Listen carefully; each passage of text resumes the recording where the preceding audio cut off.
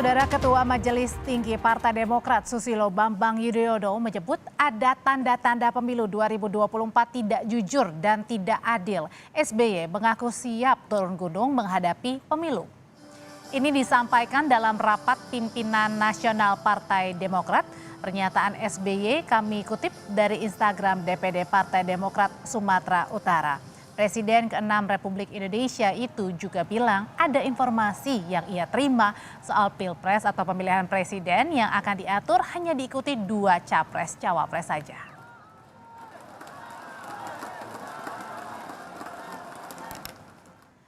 Lalu apa dasar pernyataan SBY soal dugaan pemilu 2024 yang katanya ini tidak akan jujur dan tidak adil? Kita akan bahas bersama dengan Kepala Badan Komunikasi Strategis Partai Demokrat Herzaki Mahendra Putra dan anggota DPR fraksi PDI Perjuangan Deddy Sitorus.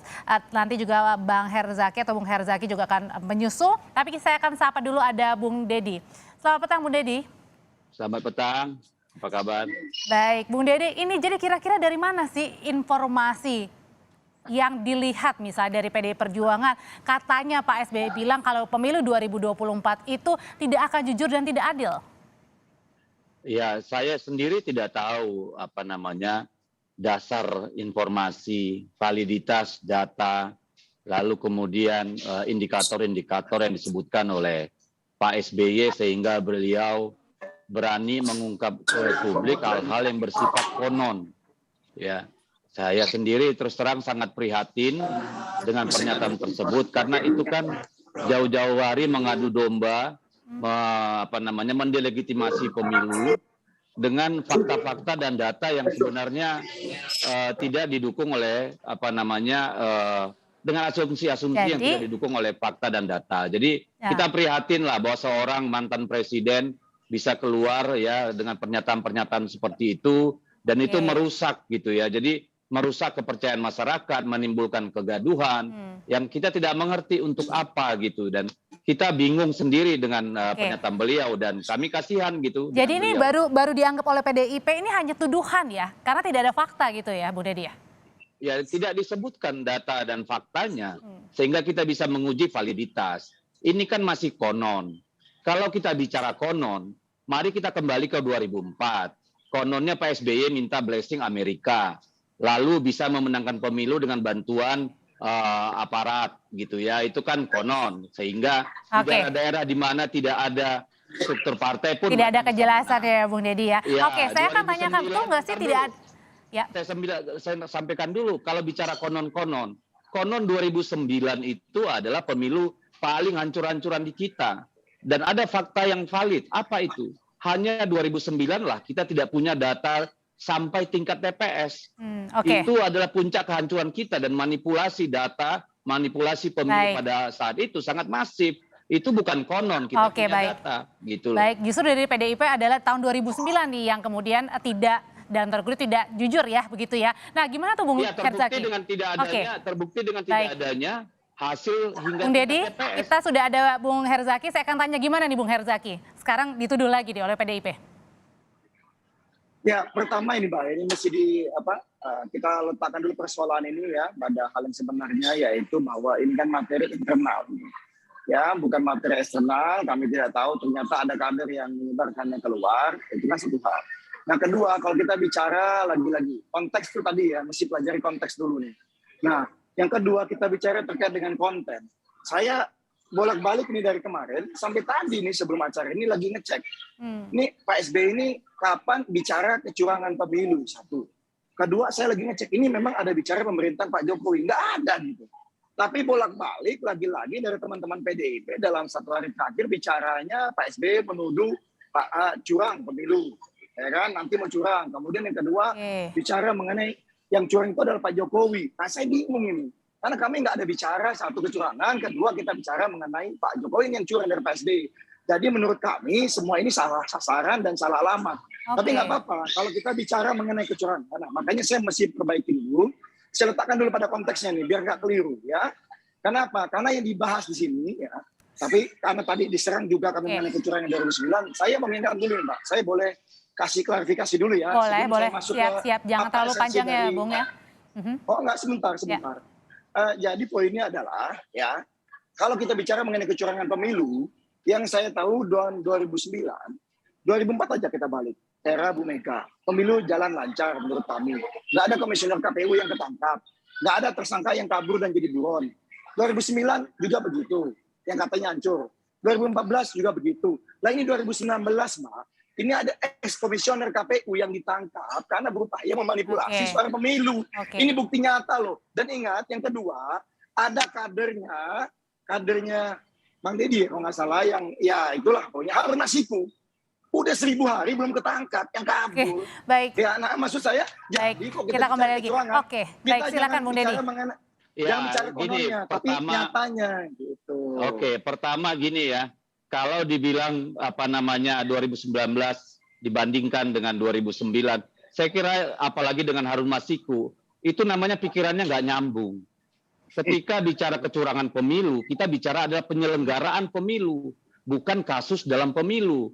Jadi Anda harus mencerdaskan diri dulu untuk membandingkan. Itu yang pertama. Yang kedua, kami menyebut SBY menunggu Jokowi karena yang bertanggung jawab dalam pelaksanaan pemilu adalah presiden, pemerintahan. Jadi secara tidak langsung sama saja dengan menyerang pemerintahan, sama saja dengan menyerang presiden. Padahal kalau kita simak benar-benar yang disampaikan oleh Pak SBY itu juga logika beliau nggak nyambung. Ketika bicara ada potensi konon bahwa pemilu tidak akan jujur dan adil, artinya penyelenggaraan pemilu, lalu dikaitkan dengan calon presiden yang hanya akan ada 2. Di sini aja pun beliau sudah pantas kalau kami sematkan sebagai Bapak Hoax Nasional kalau menurut saya gitu. Wow, ini tuduhan loh, serius loh, Bung. Ya, Bung Herzaki. Saya menuduh, saya dan publik menuduh Bapak Presiden Bapak SBY sebagai Bapak Hoax Nasional. Karena apa? Beliau menyebutkan berdasarkan konon dan beliau mengetahui bahwa pemilu 2024 akan menjadi tidak jujur dan tidak adil. Itu kan hoax. Faktanya apa? Baik. Hukumnya apa? Gitu. Bung Deddy, saya akan tanyakan ke Bung Herzaki. Kalau begitu ini dianggap katanya ini adalah hoax gitu ya, mengenai tidak benar, tidak jujur. Apalagi tadi dikatakan ada 2 capres katanya, ini aja belum ada bakalnya. Nah ini yang saya bingung ya. Pak SBY jelas bicara mengenai satu, Mbak. Tadi saya bilang, di awal adalah konteks, dulu mesti dicek. Itu internal satu. Yang kedua, kita bicara mengenai potensi baku atur atau match fixing. Bukan pasti akan terjadi. Nah ini ada perbedaan ini gitu. Ya kemudian ini bicaranya adalah mengenai dihadapkan pada pilihan yang sangat terbatas. Nah, saya belum selesai. Saya belum selesai. Saya dulu, nanti Bang Deddy silakan nanti setelah saya selesai. Makasih. Lalu dia ada pada pilihan yang sangat terbatas. Lalu ya nggak bisa begitu. Dan kalau misalnya dibilang hoax, ini saya sebelum ini sedang mengikuti ada diskusi publik. Haris Azhar juga menyampaikan hal yang sama. Ada potensi konsolidasi dan upaya agar hanya 2 pasang calon, dan bagaimana caranya agar 2 pasang calon itu dari kelompok kekuasaan yang sama.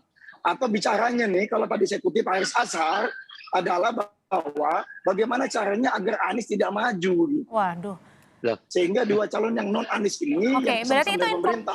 Makanya saya bingung kalau bicara mengenai hoax. Ini barusan saja ada teman-teman wartawan ada yang bicara, bukan kami loh. Ini Haris Azhar. Gitu. Maksud saya nanti kita lihat berita-berita. Nah kalau data-data itu sebenarnya didapat dari mana sih, Bung Deddy? Kemudian akhirnya rakyat diberi pilihan. Makanya dari tadi kan Bung Jati ini kan bicara soal konteks. Gitu.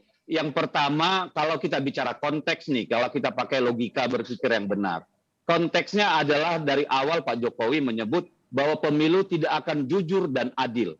Ketika bicara tidak jujur dan adil, berarti menyerang kewibawaan lembaga pemilu yang berwenang terhadap pelaksanaan dan pengawasan pemilu, juga menyerang kewibawaan pemerintah yang bertanggung jawab dalam penyelenggaraan pemilu. Itu jelas menyerang pemerintah. Tegas, itu konteksnya. Lalu kedua, beliau menyampaikan ada tanda-tanda hanya 2 pasang calon. Sekarang saya coba kita pikirkan. Mau 2 pasang calon, 3 pasang calon, itu adalah itu adalah tindakan manuver politik. Itu tidak melanggar hukum, tidak melanggar apa-apa. Tidak ada yang salah di sana. Mau 2, mau 3, mau 4 kan tergantung partai-partai yang berhak mengusul pasangan calon. Jangan disambung-sambung. Yang ketiga, tidak ada sampai sekarang bantahan dari DPP Demokrat, bahkan dari SBY, klarifikasi. Kenapa konsumsi internal mereka, kebohongan dari Pak SBY itu, hoaxnya itu tidak dibantah, disebarkan melalui DPD Partai Demokrat Sumatera Utara. Baik. Jadi ini kan Oke. kita mari lagi-lagi konon. Ya makanya saya bilang kalau bicara konon itu hoax. Oke, Artinya kalau gitu sudah Pak ada. SBY Bapak hoax nasional. Oke, silakan untuk klarifikasinya konon-kononnya itu, Bung Herzaki.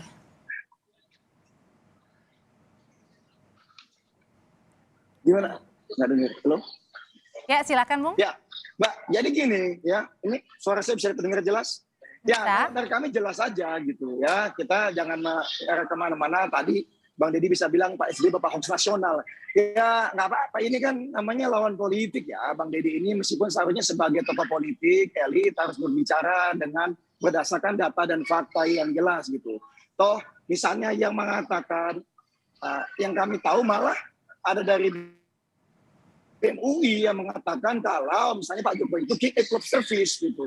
Kok malah Pak SBY yang disampaikan gitu kan. Ya kalau sesama politisi tembak-tembakan mungkin nggak fair ya kan, karena nggak objektif satu sama lain. Ya tapi yang kalau bicara mengenai tadi king of lip service yang bicara ada MUI, ada lembaga-lembaga lain. Nggak pernah loh Pak SBY dibilang king of lip service ya, atau tukang hoax gitu. Tapi ya udah kita kembali lagi. Kami berharap Bang Deddy, saya senang kalau tadi cukup keras bicara dari awal, nggak ada itu upaya baku atur atau apa, nggak ada. Ya, saya senang sekali karena ini seharusnya menjadi komitmen kita bersama. Pak SBY itu acara internal, hanya bicara di internal, ya tidak bicara kecurangan. Bicaranya bagaimana kita jaga demokrasi kita bisa lebih baik lagi ke depannya. Ini saya senang Bang Deddy begitu. Ayo kita sama-sama, jangan sampai ada baku atur, hanya dua yang bisa maju, dan kalau bisa dari kelompok yang sama jangan. Kita berikan masyarakat lah pilihan-pilihan yang lebih luas. Baik, sekarang saya akan minta ke masing-masing untuk memberikan closing statement singkat saja bagaimana akhirnya nantinya masing-masing negarawan ini bisa memberikan informasi yang valid sesuai data, tapi juga tidak gaduh, karena kan ini masih pemilu 2 tahun lagi, kan kita juga pengen kan nanti berjalan dengan adil dan benar juga di 2024. Silakan Bung Deddy. Ya, saya berharap sebenarnya ya Pak SBY sebagai salah satu tokoh bangsa kita yang masih hidup gitu ya. Cobalah mendinginkan suasana ini, mengklarifikasi. Karena kata konon itu sangat menyinggung tentu perasaan, kewibawaan, dan martabat seluruh lembaga yang terkait pemilu. Apakah itu KPU, Bawaslu, juga pemerintah, dalam hal ini Departemen Kementerian Dalam Negeri, dan seterusnya.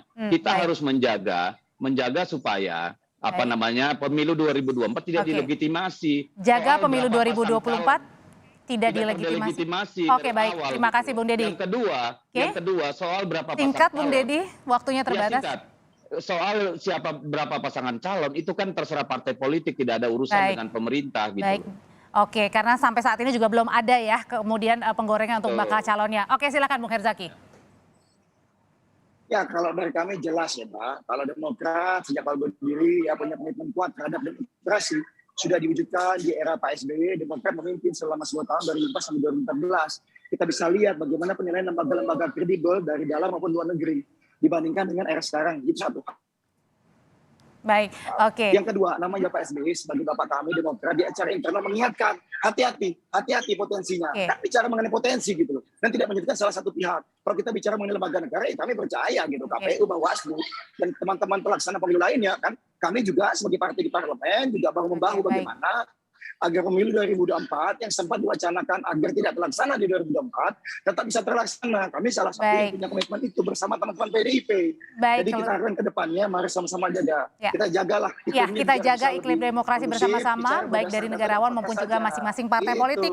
Terima kasih Bung Herzaki Mahendra, Kepala Badan Komunikasi Strategis Partai Demokrat, dan Bung Deddy Sitorus, anggota DPR fraksi PDI Perjuangan sudah bergabung. Usai jeda